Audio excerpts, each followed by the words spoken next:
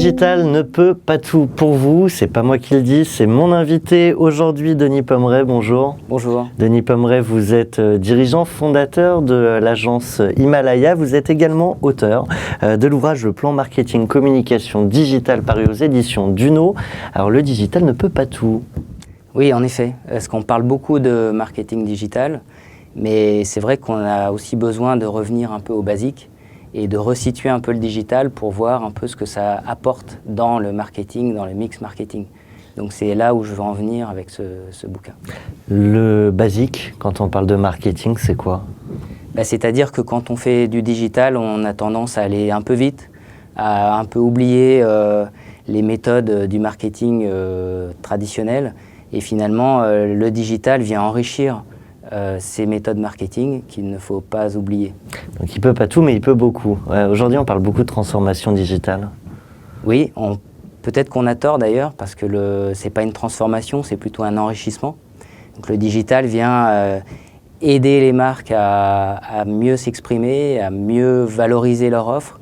Et il vient aussi un peu en allié des consommateurs pour équilibrer le rapport de force entre les consommateurs. Je ne sais pas si on peut dire ça, mais en tout cas, ils ont pris du pouvoir sur les marques. Ils ont leur mot à dire. Ils ont des moyens aussi de communication qu'ils maîtrisent beaucoup mieux qu'avant. Et donc, les marques doivent en tenir compte dans leur stratégie et adapter et du coup intégrer le digital dans leur travail marketing. Aujourd'hui, il y a des leviers pour les entreprises pour aller parler à ces consommateurs. Oui, alors bon, on pourrait tous les lister, il y en a beaucoup. Il y en a de plus en plus. Ça devient assez complexe d'ailleurs, que ce soit les moteurs de recherche et leur optimisation, le social media, l'emailing, tout ce qu'on peut faire comme jeu concours, comme voilà, toutes les possibilités qu'on peut avoir d'essayer de créer de l'engagement avec les consommateurs, récolter leurs avis par exemple, où c'est très important. Il y a pléthore de leviers. Maintenant, ce qu'il convient de faire, c'est de garder quand même une vision globale et surtout beaucoup d'attention sur l'offre de valeur qu'on va proposer aux consommateurs pour qu'elles répondent à leurs attentes. Denis Pommeret, et même qu'elles les dépassent si possible. Oui, idéalement.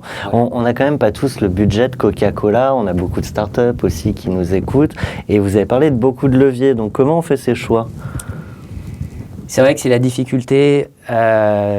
Gagner des clients sur Internet, ça coûte cher, contrairement à ce qu'on aurait pu croire à certains moments. Mais on doit trancher, on doit faire des choix. Il y a des leviers qui sont plus constructifs sur le long terme, d'autres qui vont être plus court-termistes. Donc par exemple, produire des contenus, s'exposer sur les réseaux sociaux, ce n'est pas forcément des coûts énormes. Il y a des astuces un peu malines pour slalomer un petit peu entre ces leviers-là et en tirer le plus de valeur possible. Eh bien, de la valeur, il y en a dans cet ouvrage. Je le rappelle, le plan marketing communication digitale paru aux éditions Duno.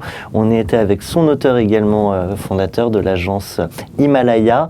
Denis Pommeret, merci à vous. Merci à vous. Et quant à nous, on se retrouve très bientôt pour une nouvelle chronique. Merci. Merci.